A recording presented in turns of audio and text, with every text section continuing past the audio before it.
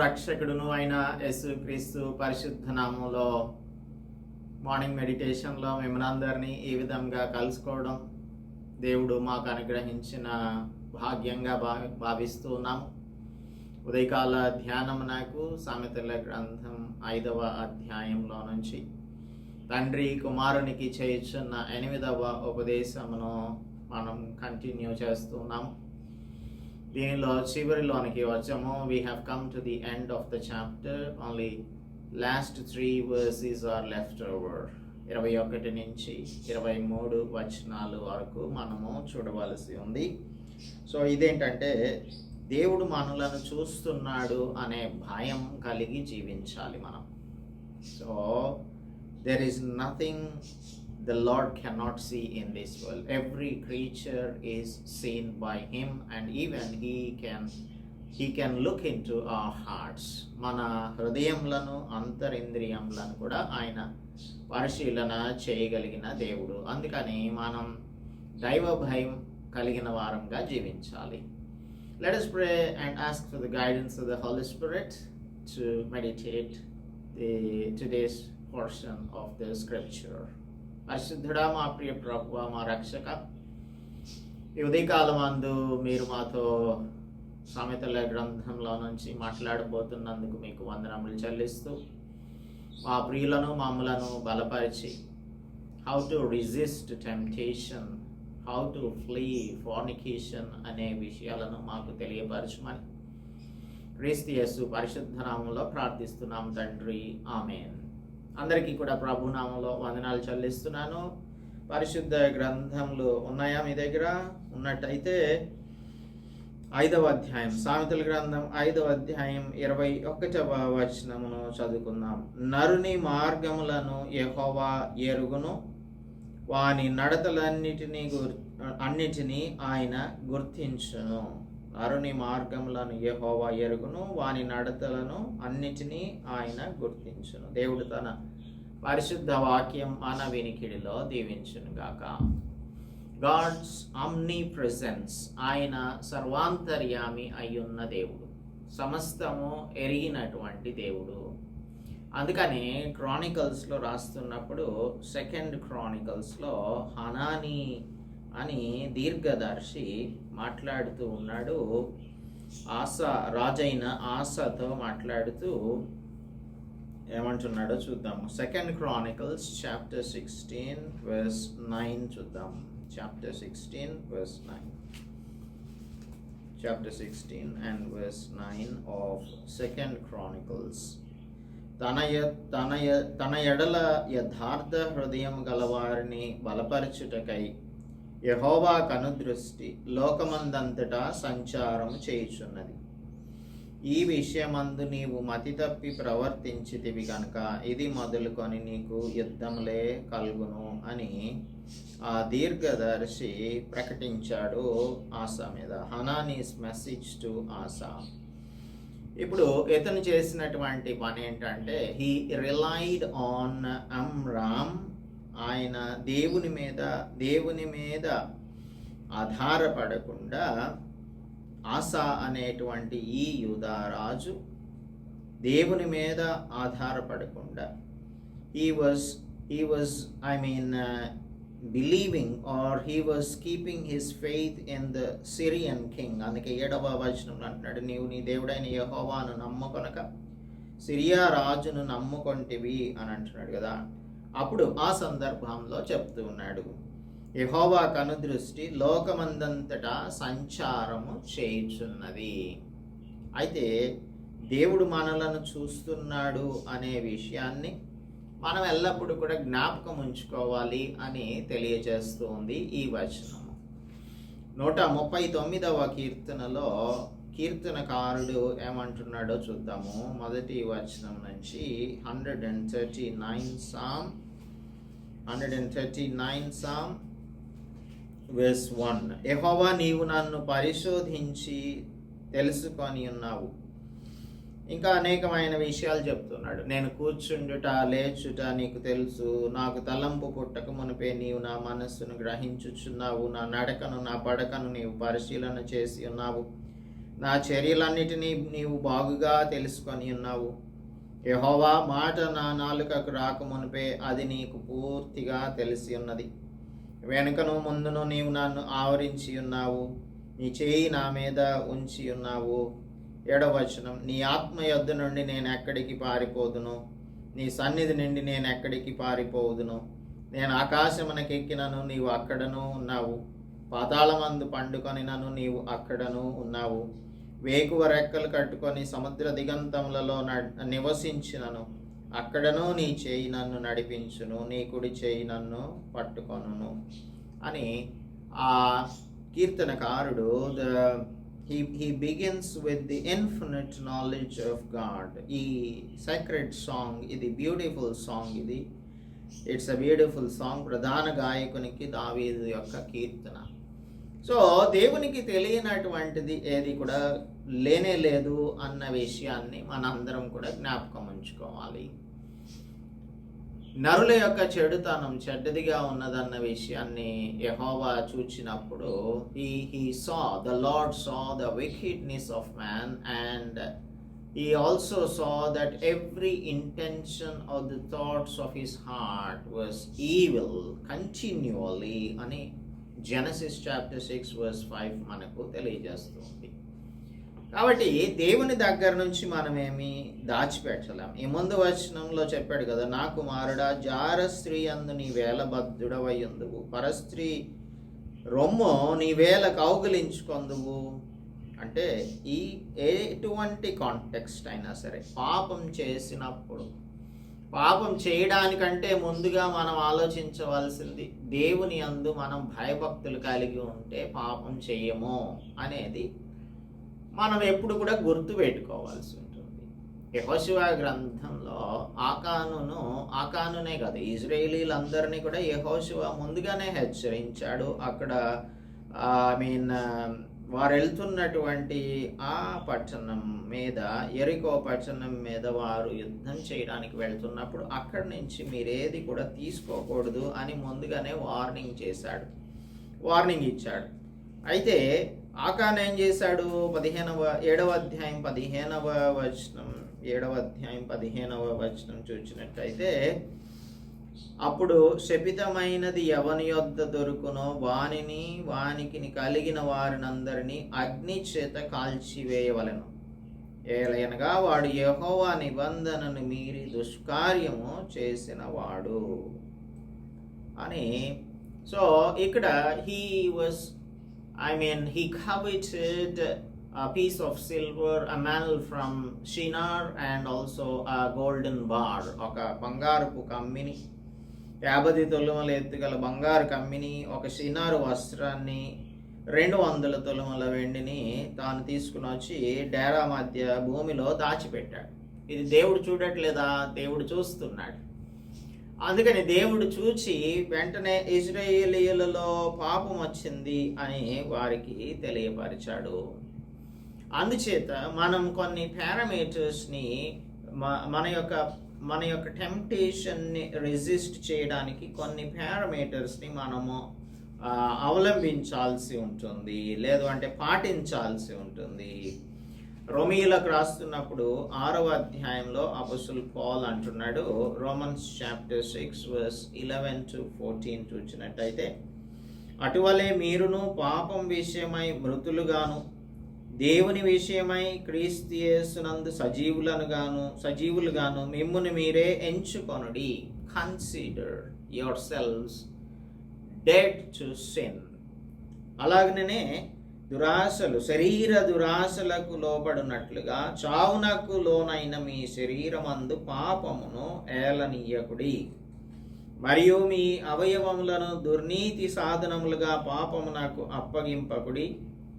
అయితే మృతులలో నుండి సజీవులము అనుకొని మిమ్మును మీరే దేవునికి అప్పగించుకొనుడి. మీ అవయవములను నీతి సాధనములుగా దేవునికి అప్పగించుడి. నీతి సాధనములుగా. Present your bodies as instruments of righteousness. So we have to resist the temptation. This is the first parameter. రెండోది, you have to resist temptation when it attracts us. when it attracts us, ఇనీషియల్గా temptation it's not very strong. ఒకసారి చూసినప్పుడు శోధన అంత బలమైనటువంటి శోధనగా ఉండదు. ఒక అపవిత్రతను మనము సడన్గా చూసామనుకుందాం, you should not look at it the second time. రెండవసారి చూడడం అనేది పాపం. మొదటిసారి చూడడం పొరపాటైతే రెండవసారి చూడడం అనేది అది పాపం. కాబట్టి ఇఫ్ వి ఎంటర్టైన్ సిన్, టెంప్టేషన్ని మనం ఎంటర్టైన్ చేసినట్లయితే, ఒకసారి దానికి మనం ఈల్డ్ అయినట్లయితే తర్వాత అది మనల్ని ఓవర్టేక్ చేస్తుంది అనేది రెండవ పారామీటర్గా మనము గుర్తుపెట్టుకోవాలి. మూడవదిగా అకౌంటబిలిటీ అనేది కావాలి. అకౌంటబిలిటీ. ఇప్పుడు మనం విశ్వాసులంగా ఉంటున్నప్పుడు మనము కొంతమందితో క్లోజ్గా ఉంటూ ఉంటాము. మనకి బాగా ఇంటిమేట్ ఫెలోషిప్ ఉన్న ఒక విశ్వాసితో మనం ఒక ఒప్పందం చేసుకోవాలి. అదేంటంటే he has to check you every week. నిన్ను ప్రతి వారం కూడా తాను పరిశీలన చేస్తూ ఉండాలి. అంటే for example he should ask 2 questions. నువ్వేమైనా దేవునికి వ్యతిరేకమైన కార్యాన్ని ఈ వారంలో చేసావా? రెండవది, నీవెక్కడైనా సరే వెళ్ళకూడనటువంటి మార్గంలో వెళ్ళకూడనటువంటి పనిని ఏమైనా చేసావా అని ప్రతిసారి మనల్ని అడిగే ఒక మంచి క్లోజ్ విశ్వాసిని పెట్టుకోవాల్సి ఉంటుంది అకౌంటబుల్గా. అఫ్కోర్స్ మీరు కూడా అడగవచ్చు. అయితే ఇది యాదృచ్ఛికంగానో లేదంటే అలవాటు ప్రకారంగానో అడగడం కాదు. You should plan it and ask it so that you will be able to checking you, your friend, and your friend will be checking you, or your fellow Christian will be checking you. అలాగా మనం ఎప్పుడు కూడా ఒక అకౌంటబిలిటీని పెట్టుకున్నట్టయితే దీనిలో నుంచి practicality మాట్లాడుతూ ఉన్నాం. ఇటువంటి పాపములలో పడిపోకుండా ఉంటాము. అందుకే మనం ఎప్పుడు కూడా lord help us to recognize when we begin to compromise అని ఆయనకు ప్రార్థన చేయాలి. And we should also pray that he should give us strength to follow through with what we know is right and true. దేవుడు మనకు తెలియజేస్తున్న ప్రకారం లేఖనానుసారంగా మనం జీవించడానికి మనకు శక్తిని కావాలి. శక్తిని అనుగ్రహించు అని మనము దేవునికి ప్రార్థన చేయవలసి ఉంటుంది. అలాగా మనం మన యొక్క మార్గములన్నింటినీ కూడా దేవుని ఎదుట సరి అయినటువంటి మార్గములుగా ఉంచుకోగలుగుతాము. 22వ వచనం, దుష్టుని దోషములు వానిని చిక్కులు పెట్టును, వాడు తన పాప పాశము వలన బంధింపబడును. The cords of sin. పాప పాశం అంటే ద కార్డ్స్ ఆఫ్ సిన్. దేవునికి విధేయులుగా జీవించినటువంటి వారు పాపపు ఉచ్చులో పడిపోతారు. అందుకే గలతీలోకి రాస్తూ అపొస్తలుడు పౌలు 6వ అధ్యాయం 7వ వచనంలో, మోసపోకుడి, దేవుడు వెక్కిరింపబడు, మనుష్యుడు దేన్ని విత్తుతాడో ఆ పంటనే కోస్తాడు. What you will sow you will reap అని చెప్తాడు. అందుకని దేవునికి విధేయత చూపనటువంటి వారు ఎప్పుడు కూడా పాపపు ఉచ్చులలో పడిపోయేవారిగా ఉంటారు. భక్తిహీనమైన చర్యలో ఆశ్చర్యకరమైన పరిణామాలను కలిగిస్తాయి అనే ఆలోచన ఈ సామెతల గ్రంథంలో ఒక సాధారణమైన ఇతివృత్తంగా కనిపిస్తుంది. ఆకస్మికంగా మనకు ఉచ్చు బిగించుకుంటుంది. This is what we call the captivating power of sin. మనలను బంధించేస్తుంది. అందుకే యేసుప్రభు జాన్ చాప్టర్ 8:34లో పాపం చేసే ప్రతివాడు కూడా పాపము నాకు దాసుడు అని చెప్పారు. సో పాపము నాకు బానిసగా మారిపోతాడు. అలవాటు ప్రకారం పాపం చేసేటువంటి వాడు తప్పకుండా నేను బయటపడగలను అని అనుకుంటూ ఉంటాడు. అది చాలా పెద్ద పొరపాటు. అందుకే ఈ 11-12 వచనాలలో, తుదకు నీ మాంసమును నీ శరీరమును క్షీణించినప్పుడు అయ్యో ఉపదేశమును నేను ఎట్లు తోసివేసితిని, నా హృదయం యొక్క గద్దింపును ఎట్లు తృణీకరించితిని, నా బోధకుల మాట నేను వినకపోతిని, నా ఉపదేశకులకు నేను చెవియొగ్గలేదు అని మనం బాధపడవలసి వస్తుంది. ఎందుకంటే సడన్గా ఆకస్మికంగా మనము ఈ ఉచ్చులో పడిపోతాము. మనకు బాగా పరిచయమైన శాంసన్ గురించి తెలుసు. డెలీలాతో పాపం చేస్తున్న శాంసన్ ఆ పాపంతో ఏం చేస్తున్నాడంటే he was playing with that. ఇది ఒక చైల్డ్ ప్లే అని అనుకుంటున్నాడు. పాపంతో నిరంతరం ఆడుకుంటూ ఉన్నాడు. జడ్జెస్ చాప్టర్ 16 verses 6 to 14లో మనం చూస్తాం. దాని యొక్క పరిణామాల నుంచి తప్పించుకోగలను అనుకున్నాడు. ఫిలిష్తీన్లు వస్తున్నారు, లెగు అని అంటే ఎప్పటిలాగానే విరజిమ్ముకుందాము అని అనుకున్నాడు. కానీ తుది తీర్పు దేవుని దగ్గర నుంచి వచ్చేసింది. ఇది చాలా క్రూరంగాను లేనిదిగాను వచ్చేసింది. సడన్గా ఆకస్మికంగా వచ్చేస్తుంది పాపం యొక్క ఉచ్చు. సో ఫిలిస్టీన్స్ దాడి చేసినప్పుడు ఎప్పటి వల్లే విరజిమ్ముకుందాం అనుకున్నాడు. he was neglecting that he was a Nazirite. నాజీరు చేయబడిన వాడన్న విషయాన్ని తాను నిర్లక్ష్యం చేస్తూ ఉన్నాడు. నిస్సహాయంగా శత్రువుల యొక్క చేతిలో చిక్కుబడ్డాడు, బంధించబడ్డాడు, కన్నులు పోగొట్టుకున్నాడు, గానుగను ఇసురుతూ ఉన్నాడు శత్రువుల యొక్క ఐ మీన్ క్యాప్టివిటీలోనికి వెళ్ళిపోయిన తర్వాత. సో సిన్ ఏం చేస్తుందంటే పాపం మనలను ట్రిక్ చేస్తుంది. It tells us that we can go forever without any consequences. దాని యొక్క పరిణామాలు మనకేమీ అవ్వదులే అని చెప్పి మనం అనుకుంటూ ఉంటాము. దాని యొక్క పరిణామాలు ఖచ్చితంగా సడన్గా మన మీదకి వచ్చేస్తాయి. అందుకే మనం ఏం చేయాలంటే యేసు ప్రభు దగ్గరకు రావాలి. జాన్ చాప్టర్ 8 verse 36 చెప్తుంది, కుమారుడు మిమ్మల్ని స్వతంత్రులనుగా చేసినప్పుడు మీరు నిజంగా స్వతంత్రులు అవుతారు. You will indeed be free అని చెప్పి అంటాడు. అందుకని మనము చాలా జాగ్రత్తగా దేవుని యొక్క బిడ్డలంగా ఉంటున్నప్పుడు జీవించాల్సి ఉంటుంది. 23వ వచనం, శిక్ష లేకయే అట్టివాడు నాశనమగును, అతి మూర్ఖుడై వాడు త్రోవ తప్పిపోవును. ఇది ఒక సూయిసైడల్గా జరుగుతుంది అనేది మనం చెప్పచ్చు. This is the end of an evil course. శిక్ష లేకయే అట్టివాడు నాశనం అవుతాడు. వికెడ్నెస్ అనేది దాని నుంచి వచ్చేటువంటి రిజల్ట్స్ ఉంటాయే అవన్నీ కూడా అన్డిజైన్డ్ రిజల్ట్స్గా ఉంటాయి. మనం పాపం చేసినప్పుడు దాని యొక్క పర్యవసానాలు ఈ విధంగా ఉంటాయి అని మనం చెప్పలేం. ఏ విధంగా అయినా ఉండవచ్చు. తర్వాత వికెడ్నెస్కిను ఇగ్నరెన్స్కి ఒక క్లోజ్ కనెక్షన్ ఉంటుంది. నిర్లక్ష్యం చేయడం అనేది ఈ భక్తిహీనతలో భాగంగా ఉంటుంది. అందుకే శాంసన్ నిర్లక్ష్యం చేస్తూ ఉన్నాడు. నాజీరు చేయబడినటువంటి వాడు ఇలాగూ ఒక స్త్రీ సాంగత్యమును కోరుకొని వెళ్ళకూడదు, తనను తాను అపవిత్రపరచుకోకూడదు అన్న విషయం తెలిసి కూడా దానిని తాను నిర్లక్ష్యం చేస్తూ ఉన్నాడు. It's a kind of madness అని చెప్పాలి. ఒకలాంటి పిచ్చి వెర్రి అని కూడా మనం అనొచ్చు దీనిని. అందుకని మనం ఈ టెరానికల్ కార్డ్స్ ఆఫ్ సిన్ నుంచి తప్పించుకోవాలి అంటే మనం చేయవలసింది దేవుని భయం కలిగిన వారంగా ఉండాలి. అతి మూర్ఖుడై వాడు త్రోవ తప్పిపోవును. మూర్ఖత్వంలోనికి వెళ్ళిపోతారు. ఫిలిస్టీన్స్ నన్నేం చేస్తారులే అని అనుకుంటున్నాడు. ఫిలిస్టీన్స్ నన్నేం చేస్తారు అని అనుకుంటే వాళ్ళు వచ్చారు, తనను బంధించారు, తనను పట్టుకున్నారు. ఎప్పటిలాగానే విరజిమ్ముకుందాం అనుకుంటున్నాడు. అది తనలో నుంచి దేవుని యొక్క ఆత్మ వెళ్ళిపోయిందన్న సంగతి తనకు తెలియడం లేదు. ఒకలాంటి నమ్నెస్లోనికి వెళ్ళిపోతాం మనం. ఆ నమ్నెస్లోనికి వెళ్ళిపోయినప్పుడు ఈ మరణ పాశములు ఏ విధంగా చుట్టుకుంటాయో ఈ పాప పాశములు మనలను ఆ విధంగా చుట్టుకొని గ్రాడ్యువల్గా మనకు తెలియకుండానే ఇవేం చేస్తాయి అని అంటే మన యొక్క ప్రాణమును తీసేసుకుంటాయి. ఫైనల్గా మనం ఎక్కడ ల్యాండ్ అవుతామంటే we will be landing in destruction.